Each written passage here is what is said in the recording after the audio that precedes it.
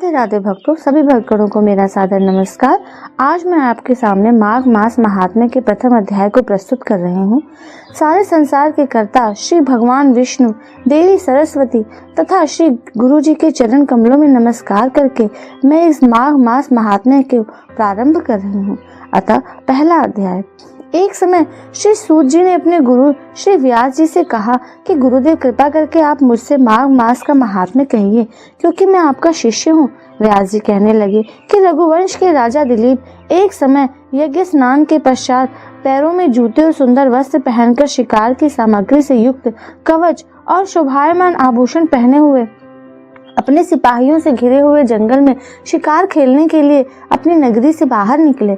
उनके सिपाही जंगल में शिकार के लिए मृग, व्याघ्र, सिंह आदि जंतुओं की तलाश में इधर उधर फिरने लगे। उस वन में वनस्थली अत्यंत शोभा को प्राप्त हो रही थी।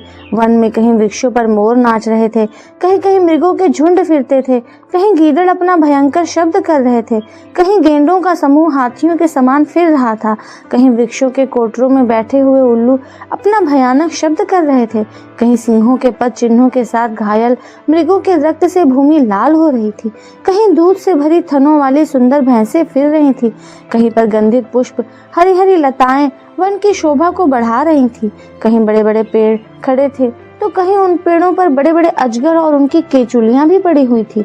उसी समय राजा के सिपाहियों के बाजे की आवाज सुनकर एक मृग वन में से निकलकर भागने लगा और बड़ी बड़ी चौकड़ियां भरता हुआ आगे बढ़ा। राजा ने उसके पीछे अपना घोड़ा दौड़ाया, परंतु मृग पूर्ण शक्ति से भागने लगा। मृग का कांटेदार वृक्षों में एक जंगल में घुसा। राजा ने भी उसके पीछे वन में प्रवेश किया, परंतु दूर जाकर मृग राजा की दृष्टि से ओझल होकर कहीं निकल गया। राजा निर्जन वन में अपने सैनिकों सहित प्यास के मारे अति दुखी हो गया। दोपहर के समय अधिक मार्ग पर चलने से सैनिक थक गए और घोड़े रुक गए। कुछ थोड़ी देर बाद राजा ने एक बड़ा भारी सुंदर सरोवर देखा, जिसके किनारों पर घने वृक्ष थे। इसका जल सज्जनों के हृदय के समान स्वच्छ और पवित्र था। सरोवर का जल लहरों से बढ़ा सुंदर लगता था। जल में अनेक प्रकार के जल जंतु, मछलियां आदि स्वच्छंदता से इधर उधर फिर रही थी। दुष्टों के समान निर्दयी चित्त वाले मगरमच्छ भी थे। किसी किसी जगह लोभी के घर के समान सीमाल भी पड़ी हुई थी।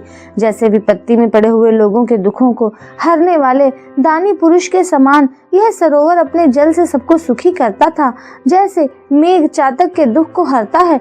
इस सरोवर को देखकर राजा की थकावट भी दूर हो गई। रात्रि को राजा ने यहीं विश्राम किया और सैनिक पहरा देने लगे और चारों तरफ फैल गए। रात के अंतिम समय में शुक्रों के एक झुंड ने आकर सरोवर में पानी पिया और कमल के झुंड के पास आए।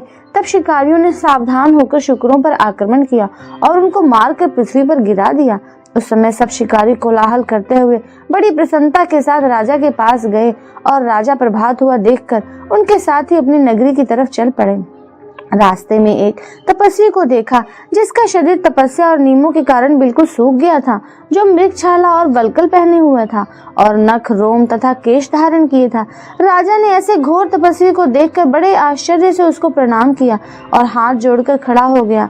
तब तपस्वी ने राजा को कहा कि हे राजन, इस पुण्य शुभ माघ में इस सरोवर को छोड़कर तुम यहाँ से क्यों जाने की इच्छा करते हो? तब राजा कहने लगा कि महात्मन, मैं तो माघ मास में स्नान के फल को कुछ भी नहीं जानता। कृपा करके आप विस्तार पूर्वक मुझको बतलाइए।